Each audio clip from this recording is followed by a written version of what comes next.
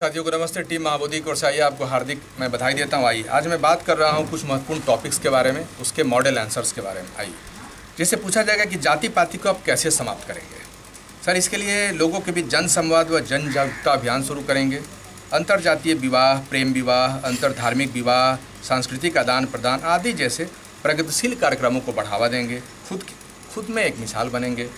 सरकारी एवं निजी स्तर पर सार्वजनिक तौर पर इनको आर्थिक सामाजिक सम्मान प्रदान करेंगे। क्या विश्वविद्यालयों में लड़के लड़कियों के लिए ड्रेस कोड होना चाहिए?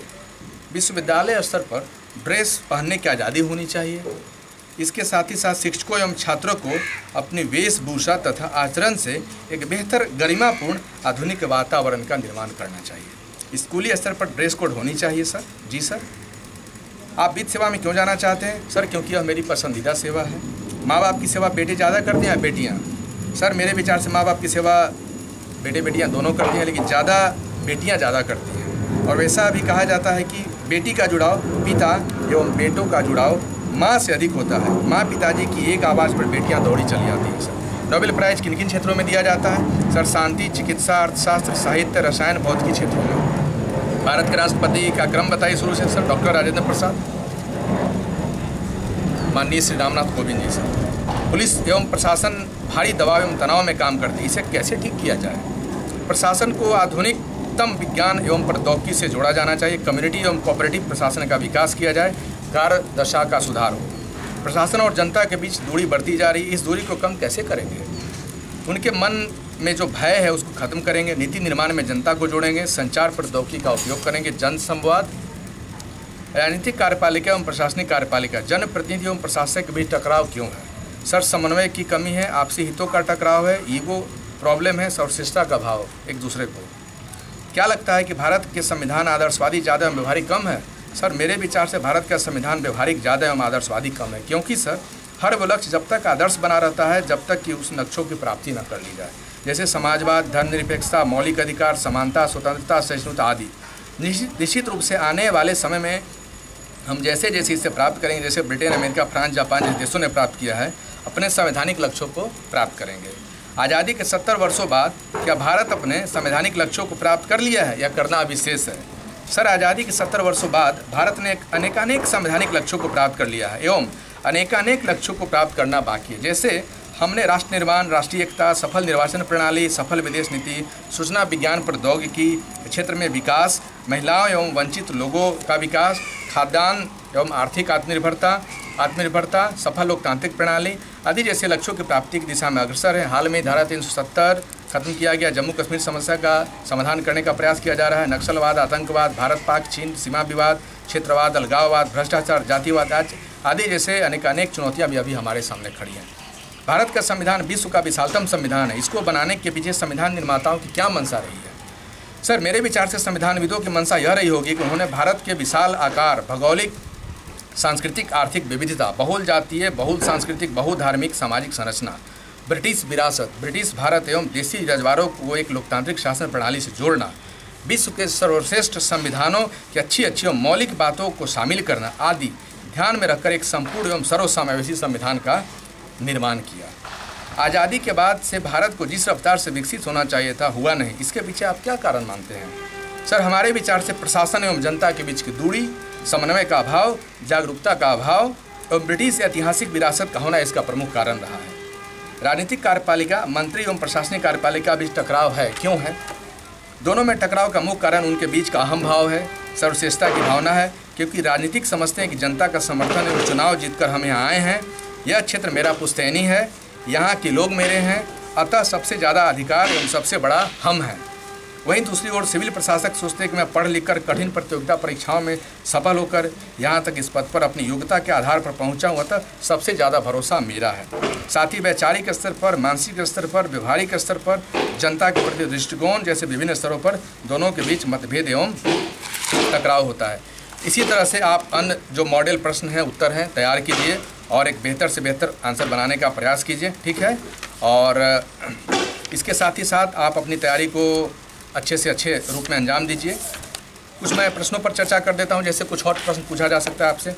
आप डीएसपी क्यों बनना चाहते हैं? आप डीएसपी बनकर क्या करेंगे? पुलिस में सुधार कैसे करेंगे? पुलिस प्रशासन में फैले भ्रष्टाचार को आप कैसे दूर करेंगे? क्या पुलिस की वर्दी बदल देनी चाहिए? क्या पुलिस का नाम कुछ और कर देना चाहिए? कम्युनिटी पुलिसिंग क्या है? बीट पुलिसिंग क्या है? पुलिस व्यवस्था की हायरार्की आप बताओ। गुंडागर्दी के लिए तुम पुलिस ज्वाइन करना चाहते हो, रोब झाड़ने के लिए डीएसपी बनना चाहते हो, दंगा फसाद को कैसे शांत करोगे? अपने वरिष्ठतम अधिकारियों के साथ कैसा संबंध रखोगे? अपने अधीनस्थों पर कैसे नियंत्रण रखोगे? आपने डीएसपी ऑप्शन दिया है, महिला सुरक्षा के लिए क्या करेंगे आप? जहानाबाद में कहीं डीएसपी हैं, माओवादियों ने आपको घेर लिया तो आप क्या करेंगे? आप बहुत छोटे हैं, दौड़कर चोर को पकड़ लेंगे। उग्रवाद को रोकने के क्या उपाय हैं? नक्सलवाद को रोकने के उपाय बताइए। यदि आप गया में बीडीओ हैं तो वहाँ की जनता की मांगों को कैसे पूरा करेंगे? अपराध पर कैसे नियंत्रण करेंगे? सांप्रदायिकता की चुनौतियों से कैसे निपटेंगे? लोगों के मन में पुलिस के प्रति जो भय है उसे कैसे दूर करेंगे? समाज में शांति व्यवस्था की स्थापना आप कैसे करेंगे? पुलिस सेवा से संबंधित क्या क्या चुनौतियाँ हैं? आए दिन धरना प्रदर्शन जाम से कैसे निपटोगे? आम आदमी के मानवाधिकार की रक्षा कैसे करोगे? समाज के कमज़ोर वर्गों की सुरक्षा कैसे सुनिश्चित की जा सकती है? महिला व बाल अपराधों से कैसे निपटोगे? मुजफ्फरपुर बालिका गृहकांड के बारे में बताओ, क्या जानते हो? आप बीएस में तुम क्यों आना चाहते हो? आप नेट जेआरएफ पीएचडी हैं, फिर प्रशासन में क्यों आना चाहते हैं? प्रोफेसर क्यों नहीं बन जाते हो? अपने पुलिस सेवा की जगह प्रशासनिक सेवा को क्यों पसंद किया है? अनुमंडल पदाधिकारी के रूप में आपकी सबसे पहली प्राथमिकता क्या होगी? आप वित्त सेवा में क्यों आना चाहते हैं? प्रशासनिक सेवा का वरीयता क्रम बताओ इत्यादि। जैसे बायोडेटा से संबंधित कुछ प्रश्न, जैसे नाम क्या आपका है, इसका अर्थ क्या होता है? रोल नंबर आपका क्या है? हाथ में अंगूठी क्यों पहनते हैं आप? क्या आप भगवान को मानते हैं? पूजा पाठ में विश्वास करते हैं? गांव कहाँ है आपकी? कुछ विशेषता बताइए। अपने ज़िले के बारे में कुछ बताइए। आपके ज़िले से कौन कौन वर्तमान में मंत्री, उनके बारे में बताइए। अपने जीवन की कुछ प्रमुख घटना को बताइए। तुम सबसे ज़्यादा खुश कब हुए? तुम सबसे ज़्यादा किसे और क्यों पसंद करते हो? तुम्हारी जन्म तिथि में कुछ खास क्या है? एक गाना गाकर सुनाओ। कैसी फिल्में देखना पसंद करते हो? आपका रोल नंबर है तो बढ़िया। क्या है रोल नंबर? लगता है कि आप ज्योतिष गणना को मानते हो? साक्षात्कार क्या होता है? आपका चयन हम क्यों करें? कोचिंग में एडमिशन लिए हो? किस कोचिंग वाले ने बताया है? आप कर्म में विश्वास करते हैं या भाग में? आपकी नियुक्ति क्यों की जाए? एक प्रशासक के क्या क्या गुण होने चाहिए? आपके अंदर कौन कौन से गुण हैं? आप अपने सकारात्मक पक्ष बताइए, आप अपने नकारात्मक पक्ष बताइए। इस तरह से फिर वैकल्पिक विषयों के बारे में बहुत सारे प्रश्न पूछे जा सकते हैं। ऑनर्स विषयों के बारे में प्रश्न पूछे जा सकते हैं। समसामयिकी के बारे में प्रश्न पूछे जा सकते हैं, है कि नहीं है? तो इन सब की आपको तैयारी करनी है। बिहार आज विशेष के बारे में, बिहार में गरीबी है, कैसे दूर करोगे? बिहार के विकास में क्या क्या बाधाएं हैं? चीनी मिलों के सुधार के उपाय बताओ। बिहार में उद्योग क्यों नहीं लग पा रहे हैं? बिहार के पिछड़ेपन के क्या कारण हैं? भ्रष्टाचार दूर कैसे करोगे? बिहार सरकार की कुछ प्रमुख योजनाओं को बताओ। तुम्हें कौन सी योजना सबसे अच्छी लगी? तुम बिहार में क्या सुधार करना चाहते हो? बिहार के विकास में 5 बाधाएं एवं उसके निवारण के 5 सुझाव बताओ।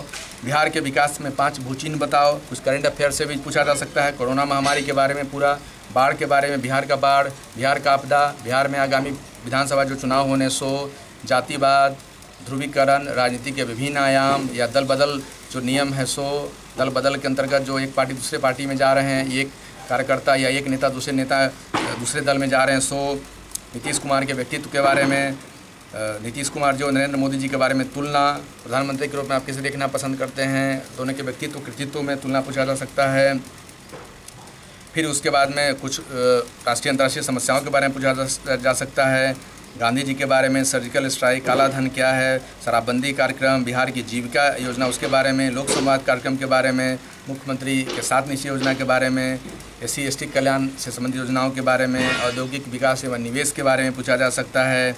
इन सब के बारे में भी आपसे पूछा जा सकता है। वर्तमान जॉब या पूर्व नौकरी से संबंधित पूछा जा सकता है। जैसे आप बैंक में हैं तो यहाँ क्यों आना चाहते हैं? आप तो प्रोफेसर हैं, फिर पढ़ाओगे, यहाँ क्यों आना चाहते हो? कि आप अपनी नौकरी से असंतुष्ट नहीं हो? यहाँ तो तुम्हें सैलरी कम मिलेगी, फिर कैसे रहोगे? शिक्षक का पेशा तो बहुत अच्छा है, उसमें ही रहो। केंद्रीय विद्यालय के शिक्षक की स्थिति तो ठीक है, फिर यहाँ क्यों आना चाहते हो? निजी कंपनी में तुम्हें अच्छे वेतन और सुविधाएं हैं, फिर यहाँ कैसे काम करोगे? दिल्ली छोड़कर बिहार के सुदूरवर्ती ज़िले में रहोगे, तुम लोगों की सेवा करनी पड़ेगी, कर पाओगे? इन सब चीज़ों के बारे में आपको बस बताना है। आप ईश्वर की असीम अनुकंपा पर सदा भरोसा रखिए, आपकी सुखी शांति समृद्धि यश सफलता मिले, है ना? आप हमेशा मन की शक्ति को पहचानिए। इंटरव्यू बोर्ड में ईश्वर की अनंत शक्ति ही सफलता है। स्माइलिंग फेस, मुस्कुराहट आपकी सफलता है। इंटरव्यू बोर्ड की बातों को नहीं काटना है।